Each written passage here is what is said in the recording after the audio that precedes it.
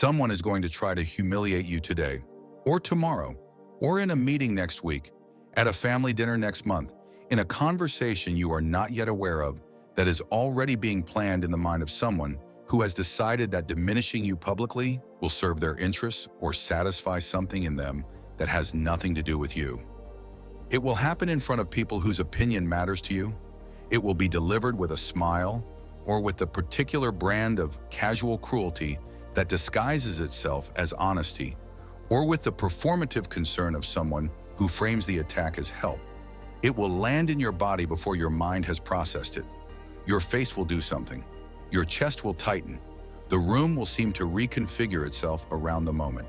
And in the 3 seconds that follow, you will make a decision that will either recover your position completely or surrender it in ways that outlast the original attack by years.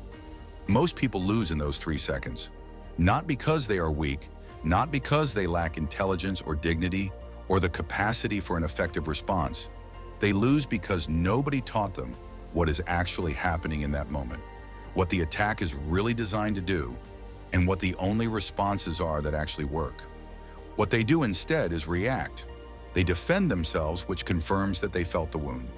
They attack back immediately, which escalates on the aggressor's terms. They laugh it off in a way that costs them more dignity than the original attack did. They go silent in a way that reads as devastation.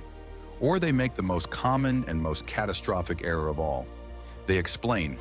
They justify. They provide reasons and context and evidence for why the humiliation was undeserved. And in doing so, they take the single worst possible position available to them. The position of a person who is arguing for their own dignity in front of an audience that is now watching them argue for it, which is the one context in which dignity cannot be argued for.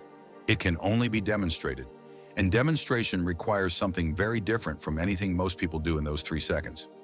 Machiavelli understood this, not in the abstract philosophical way that the word understood is usually used, but in the bone-deep, practically functional way that comes from spending a lifetime watching power operate in real time. He watched rulers humiliate rivals. He watched rivals respond. He watched the ones who recovered and the ones who never did. And he extracted from all of that observation a set of principles about power, dignity, and the management of public attack that are as precisely applicable to a hostile meeting room in the present as they were to the courts of Renaissance Italy 500 years ago. The first thing he understood is the thing most people never grasp. Humiliation is never about you. Let that land before we move past it. The person who attempts to humiliate you in public is not responding to something true about you. They are not delivering an accurate verdict. They are not performing a public service of honest assessment that you happen to find uncomfortable. They are revealing something about themselves that they have temporarily projected onto you in the hope that the audience will receive the projection as reality. What are they revealing? One of a small number of things that are always present in anyone who uses public humiliation as a tool: fear. The specific, sharp fear of a person who has assessed you as a threat to something they value and has chosen offense as their form of defense. Status anxiety. The baseline insecurity of a person whose sense of their own position is fragile enough that the existence of your competence or your confidence or your presence feels like a challenge that must be publicly addressed. Or the particular desperation of a person who has learned at some point in their life that public diminishment of others is the most reliable tool available to them for establishing their own position in a room. None of these things are about you. They are about the person deploying them. And the moment you understand this clearly, not just intellectually, but in your body, in the 3 seconds after the attack lands, everything about how you respond changes. Because you are no longer responding to an accurate assessment of your worth. You are responding to a performance that is actually, if you know how to read it correctly, an involuntary display of the attacker's own interior architecture, their fears, their insecurities, their strategic calculation of what they need from this room at this moment. And performances can be redirected. They can be ignored. They can be reframed. They can be made to serve an entirely different narrative than the one they were designed to create, but only by someone who is not caught inside the emotional reality of the attack. Only by someone who has stepped outside the frame that the attacker constructed and is operating from a position the attacker did not account for. That position is what Machiavelli would call the position of the observer, the person in the room who is watching the entire dynamic rather than experiencing it from inside its most activated point. The person who, while being attacked, manages to simultaneously be the one being attacked and the one watching the attack happen and reading its full strategic meaning. This sounds impossible in the moment. It is not impossible, it is a skill, and like every skill, it can be learned, practiced, and eventually made automatic. But it requires understanding, first, exactly what humiliation is designed to do and how it works mechanically in the social environment where it is deployed. Humiliation is a social weapon. Its primary target is not actually you. Its primary target is the audience. The person attempting to humiliate you is not primarily trying to make you feel bad. They are trying to make the people watching reconfigure their perception of you downward. They are trying to install a new piece of information in the social reality of everyone present. Information that positions you as smaller, as less capable, as less worthy of the respect and status you currently hold. This is the move. And once you see it clearly, the correct counter move becomes obvious. Not the emotionally satisfying move, not the revenge move, not the move that makes you feel better in the next 10 minutes. The strategically correct move. The move that serves your actual position in the room and in every room that follows.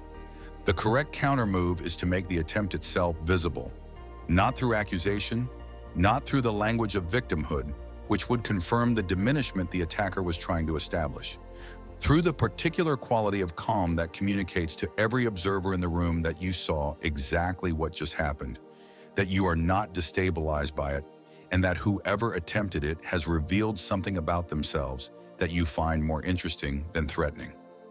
This is what Machiavelli meant when he wrote about the necessity of a prince being able to absorb a blow without letting the blow determine the response. The absorption is not passivity, it is not weakness, it is the demonstrated capacity to receive force without being moved by it. And in the theater of public social dynamics, demonstrated capacity is everything. It is the only argument that matters, the only proof that has weight with an audience. Let us now get specific, because the principle is important, but the application is what most people need and almost nobody provides in enough practical detail to be genuinely useful. There are several categories of public humiliation, and each requires a slightly different specific application of the same underlying principle. Understanding the category of attack before you respond is itself part of the demonstration of composure that changes the room. The first category is the disguised attack. This is the most common and the most difficult to respond to effectively because its structure includes its own defense. It arrives wrapped in the language of concern, of honesty, of helpfulness. It is the feedback delivered publicly that is not really feedback. The observation shared in front of an audience that could have been shared privately and was not. The question asked in a group setting that is not really a question. You have heard it. The colleague who raises a concern about your work in the full team meeting rather than mentioning it directly to you first. The family member who shares a worry about your choices at the dinner table with everyone present. The person in a social setting who asks a question about your life that contains, in its phrasing, an entire verdict about how your life is going. The structure of the disguised attack gives the attacker a specific advantage. When you respond to the attack directly, they can retreat to the surface layer. It was just feedback. It was just a question. It was just concern. You are the one who made it into something hostile, and suddenly you are defending your response to the attack rather than responding to the attack itself. You are on the wrong ground entirely. The effective response to the disguised attack does not engage with the surface layer. It does not treat the expressed concern as genuine and respond to it on those terms. It does not attack back in a way that allows the retreat to the surface layer. It acknowledges the surface with a brevity and a composure that communicates to every observer that you are not fooled by it, and then it moves the conversation forward in a direction you choose. The specific language matters, not because the specific words are magic, but because words carry social positioning. The response that works is the response that accepts nothing being implied, argues for nothing, and moves with a quality of ease that makes the attempt look smaller than it was designed to look. Something in the manner of that is an interesting point. I will think about it, said with the specific quality of genuine consideration, rather than defensive dismissal. And then a pivot to a different aspect of the conversation. Brief, easy, undefended. The composure communicates that the attack did not find purchase, and an attack that finds no purchase in public is an attack that rebounded on its sender in front of the audience it was designed to work on. The second category is the direct attack, the open insult, the public criticism, the dismissal delivered without the wrapper of concern or question. This is actually easier to respond to than the disguised attack because it has no surface layer to navigate. It is what it is. And because it is visible as what it is to everyone in the room, the audience is already watching for how you will handle it.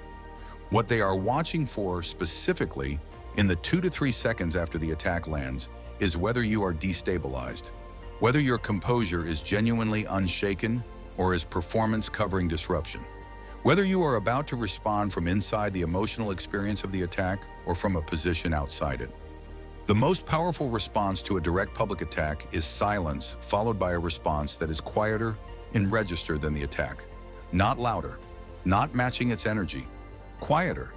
Because volume and energy in a response to a high-energy attack signals that the attack produced something in you that you are now managing.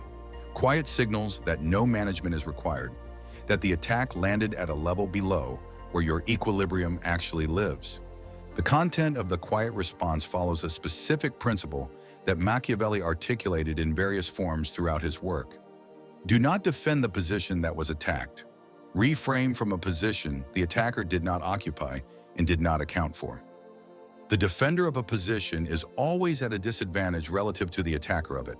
The person who reframes the entire conversation from a different position is no longer defending anything. They are establishing new ground. And new ground, chosen deliberately by the person who was attacked, is the most powerful demonstration of composure available in a public dynamic. Concretely, this looks like this. The attack describes you as incompetent, as wrong, as lacking in some quality. The defending response argues against this description, which keeps the description alive as the subject of the conversation. The reframing response does not argue against the description. It demonstrates, with complete calm, that you are operating from a vantage point that makes the description irrelevant. Not by saying it is irrelevant, by the quality of attention you give to what actually matters in the room. The third category is the attack through omission. This is the most sophisticated and least discussed form of public humiliation. It operates through what is not said, not acknowledged, not included. The credit not given in a public setting. The name not mentioned when the work being celebrated required your contribution. The introduction not made when you are standing directly beside the person making it. The question not directed to you in a meeting where your expertise is the most relevant thing in the room. Omission is the attack of choice for the sophisticated aggressor because it is entirely deniable. Nothing was said. Nothing was done. You simply were not included in the moment. And to respond to an omission directly is to respond to nothing. To object to an absence, which produces the specific social absurdity of a person who appears to be demanding attention in a room where they were simply overlooked. The response to omission is never to make the omission explicit. That is the trap. The response to omission is to insert yourself into the conversation from a position of such genuine authority on what is being discussed that the omission becomes retrospectively visible to the room as the strange choice it was, without you ever having named it. You provide the insight that was being looked for. You ask the question that redirects the conversation toward the territory where your authority is undeniable. You speak briefly and precisely to the thing that most needs to be said in a way that makes it clear to everyone present that you had it available the whole time. The room registers the gap between the omission and your demonstrated capability. And the person who omitted you is left having made a choice that the room is now reassessing without you having asked them to. The fourth category is the attack from a superior position. The boss, the senior colleague, the person in a social hierarchy above you who uses their positional power to deliver the humiliation in a context where direct counterattack would be self-destructive and silence would be surrender.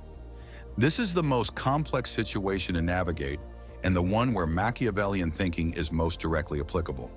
Because the response cannot be emotional, cannot be direct, and cannot be silent. It requires the specific skill that Machiavelli identified as one of the most critical for anyone navigating a position of relative weakness relative to a more powerful figure. The skill of appearing to accept while actually repositioning. The response to an attack from a superior position accepts the surface of the interaction without accepting the implication. It responds to the stated content with a composure and a competence that makes the attack look disproportionate to anyone watching. And it does so without any visible resistance that could be identified and responded to, because visible resistance to a superior in public is almost always strategically costly, regardless of how justified it is. What this looks like in practice is a response that thanks the superior for the point, engages with it genuinely for one sentence, and then provides a piece of information or perspective that is so precisely relevant and so clearly competent that the room's perception of the interaction has shifted by the end of your response without any visible challenge having been issued. You did not fight the superior. You did not capitulate to them.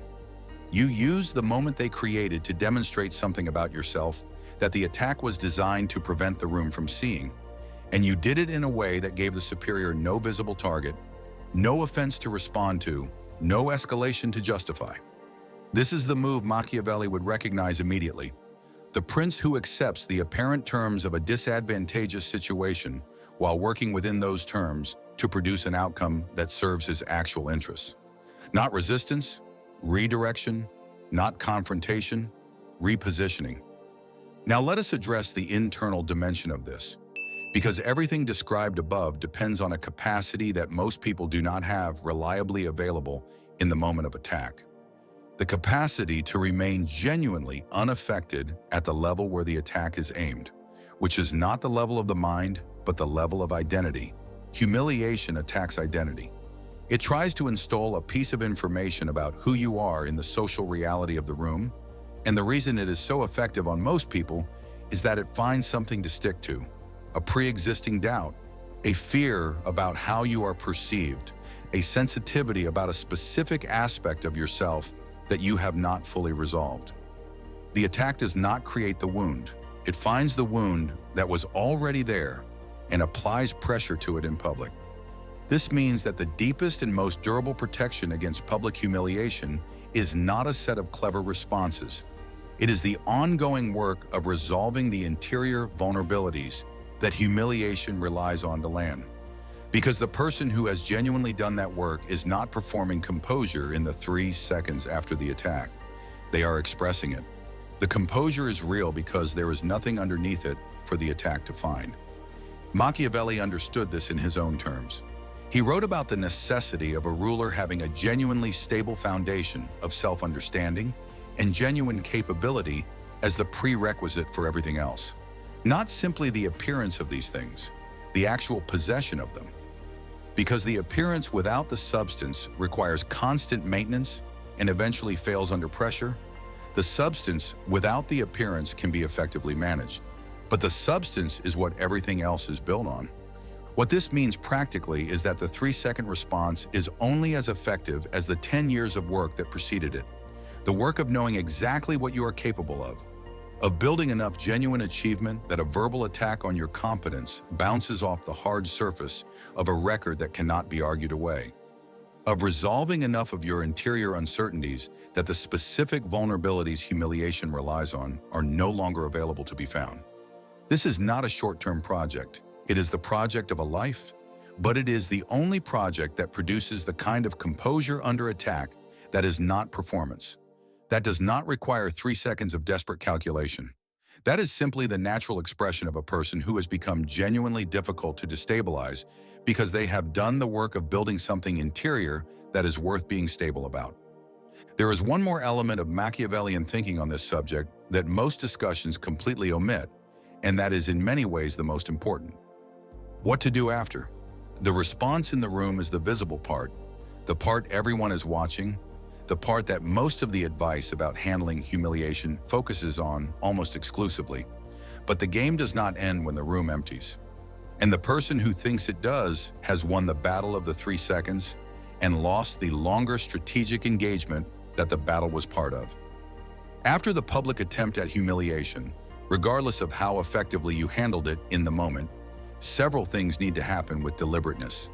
The first is an honest assessment of whether the attack found anything real, not whether it was fair, not whether it was justified in its delivery, whether there was any truth in it that your composure in the moment required you not to address, but that you need to address in private. Because the effective response to public attack never includes the actual processing of whatever accurate critique may have been buried in it. That processing happens later, alone, with the specific honesty that the public context made impossible. The person who does this processing is harder to attack effectively in the future because they have genuinely addressed the vulnerabilities that the attack identified. The person who does not is simply waiting for the next attack to find the same wound again. The second thing that happens after is the careful and unhurried assessment of the attacker. Who are they? What do they want?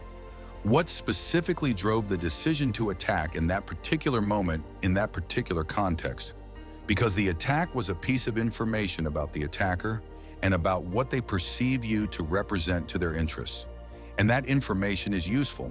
It tells you something about the relationship that you need to know in order to navigate it correctly going forward. Machiavelli was emphatic about this. He wrote that a prince must never leave an injury unavenged, not in the sense of immediate retaliation, in the sense of never failing to understand clearly what happened and why, and what it means for how the relationship should be managed from this point. Leaving an injury unexamined is leaving a threat unassessed, and unassessed threats compound. The third thing is the management of your relationship with the audience. The people who were present for the attack and for your response have formed impressions that will inform how they relate to you going forward. The impression you want them to carry is not that you were wronged, which positions you as a victim of the event. It is that you handled the event with a composure and an effectiveness that tells them something about your character that they could not have seen any other way. This means that in the conversations that happen after, you do not rehash what occurred. You do not seek validation for how you handled it. You do not process the experience with people who were in the room. You simply continue being exactly the person you were in the 3 seconds after the attack. The person who saw it clearly was not destabilized by it and has moved forward.